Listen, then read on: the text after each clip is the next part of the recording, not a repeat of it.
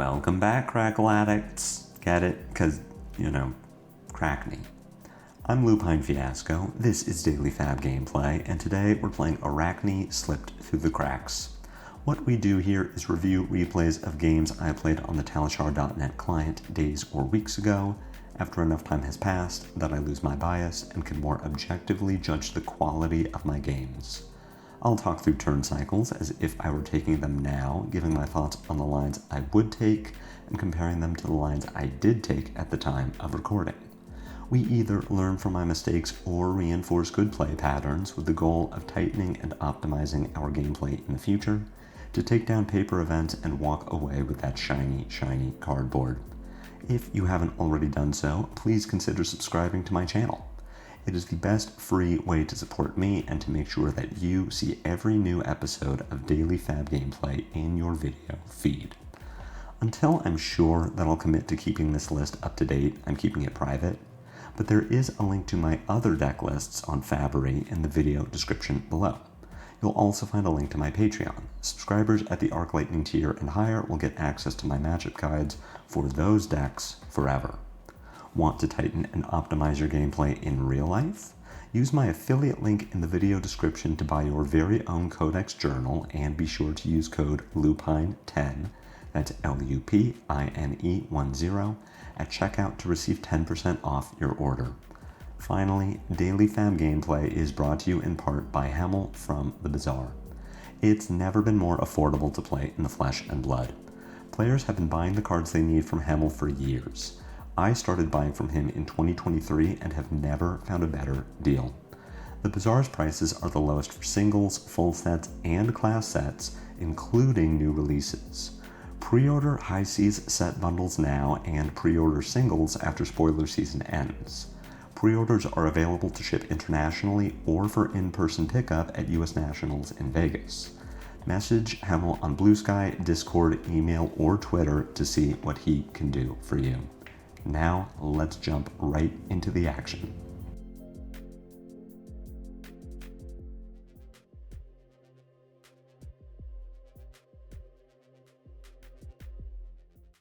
Alright, full disclosure, this is less of a gameplay review and more of a cry for help. We're gonna lose this game. I want your help in determining where I could have won it. Kano builds currently are starting to heal from Aurora. They're getting back to a point where they don't just have to play this random lotto bullshit off the top of the deck with overflow the Aether Well, open the floodgates, just lottery, either lose the game or deal 50 on turn 3. But we are going to die here. And we're going to try to figure out where we could have maybe changed that outcome. So opening hand, if we are just getting hit with overflow the Aether Well for 3, I think the pitch here is supposed to be Spinneret and Bonds of Agony. We overpitch to AB just to get the Spinneret out of our hand. We want Pain in the Backside because it is 3 go again. We want Leave No Witnesses because we need to disrupt Kano's arsenal, maybe convince him to go.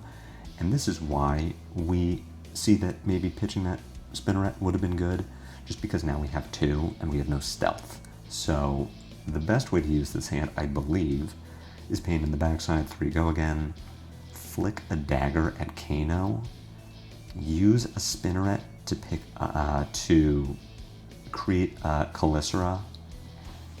I think we can pitch the Spinneret to attack with the Calicera, but I also think it's fine not to.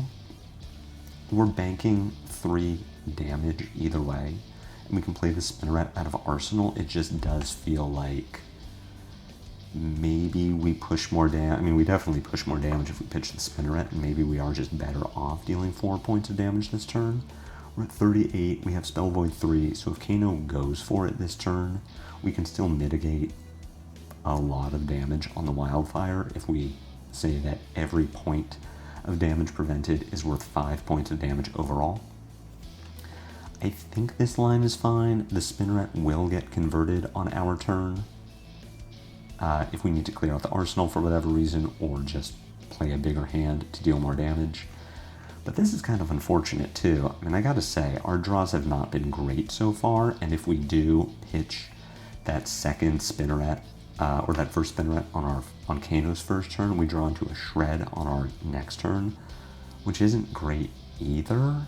So maybe the reason we lose this game is that we're drawing terribly. What we do get to do here is attack with... We get to play Spinneret from Arsenal, send Infiltrate for 6 go again, rip a card off the top of Kano's deck. It probably isn't anything we can use. I mean, if we rip an E-Pot, then I'm pretty happy to play that at some point.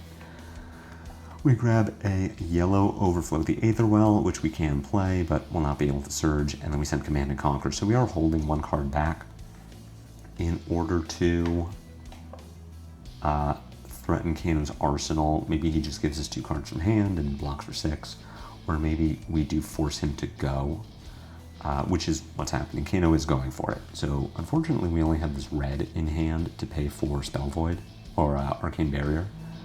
It would have been nice if we could have held something back, and maybe we could have slow rolled it a bit, not done the Spinneret Infiltrate line. Maybe we do just pitch yellow for CNC and have 2 AB available.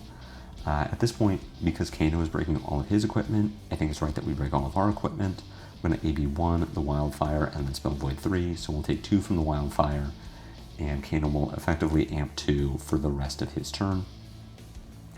Lessons in Lava is going to come in for 5. That is going to find a Blazing Aether, which will come in for 9 and put us to 21. Then Kano takes 6, goes to 13. If we can draw reasonably well, I think we're in a good spot for the rest of this game. The problem is we have no more AB. We're AB 0. So we are just hoping that our cards are going to line up well, and here's a situation where they kind of don't. So I think what we are supposed to do with this hand is play Spinneret, which we certainly love drawing our Spinnerets. I believe the line here is Spinneret Prognosis for 4 go again. Force Kano to maybe ditch some cards. We hopefully rip cards off the top of Kano's deck, gain some life, reduce his hand size, but it's also likely that he just gives us 2 cards from hand. I think it is Spinneret Prog for 4 go again, Kano blocks with 2, pitch Double Trouble for Hunter's Clave for 1 go again, then play Overflow the Aetherwell for 2, and Arsenal Kiss of Death, and then just have Kiss on our next turn. But it is also reasonable that we would play Spinneret, attack with Kiss of Death for 6 go again, pitch Double Trouble to Clave for 1 go again, then play Prognosis. It depends on how Kano blocks the Kiss of Death. Unfortunately, this hand doesn't threaten lethal. We can only send, I believe, 11, 6 from Spinneret Kiss, 8 from Dagger Dagger, 10 from Flick, and then 11 from Prog, and we don't even actually get to attack with the Calyssera. Well, if Kano's marked, then we get to attack with the Calyssera. So we're threatening 11 this turn, which doesn't actually kill Kano. But I do think that we want to send Prog over Overflow the Aetherwell here. Not because it's more damage, but because I don't want Kano to have 2 cards. I want Kano to have 1 card that if this is anything that isn't a potion or Kindle, Kano doesn't actually want to Arsenal it because he can't play at instant speed anymore. He has no more Striders. So if that is a blue or a red in hand, I mean, it's a potion, so he gets away with it. But it does say that he's playing a Clarity Potion instead of pitching into Crucible and then sending Aether Flare for 4 that we can't block, putting us down to 17. Kano's out right now is just dealing enough arcane damage that he can rip a Wildfire off of the top of his deck and then find more cards that he can play. And we are just looking for a way to kill him. So I think the correct line here is going to be Savor into Calyssera for 5 go again. We can flick the Hunter's Clave. Alternatively, what we could do is, I think, undo this turn, send the Clave pitching Prognosis, hit Kano for 1, put him to 8, then play Savor, attack with Calyssera for 5 go again on a hit draw. Because now Kano's marked, we don't need to flick in order to hit. We are, however, threatening lethal, depending on how the rest of this turn plays out. If Kano takes damage here, then E-Strike for 7 kills him. If Kano doesn't take damage, if he just blocks a lot, then E-Strike for 7 flick kills him. So at this point, Kano is going, and again, we're AB0, so we're just hoping that he whiffs. But having the double blue and will, as well as finding Wildfire off the top of the deck is really good. And Kano did top with the Clarity Potion. So at this point, I think we are just dead. We need the Sonic Boom to just find nothing, and it finds 0 for 3. So we are just dead here. So yeah, let me know what you think I could have done to avoid dying here. Watching this game back did make it feel like we just didn't draw very well in the first few turns of the game. Certainly pitching poorly to Arcane Barrier on turn 0, but even if we pitch better, we're just finding a Shred, which doesn't really help. I mean, I guess it does, because we can Shred on the Leave No Witnesses block and actually get Kano's Arsenal, but like, that doesn't feel super good. And there is even a world where the Shred does nothing because we leave no witnesses and Kano just fires. I guess if that's the case, then Shred is yellow, so okay, I will accept that that was something we could have done differently, which does slow Kano down by getting the Arsenal, maybe making a silver, maybe that matters at some point somewhere. But overall, it did feel like we drew kind of poorly.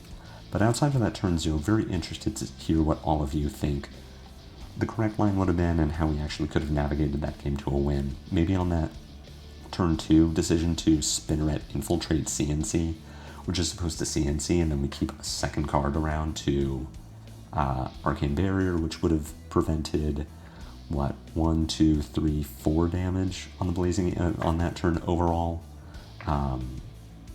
5 maybe. It's interesting. Yeah.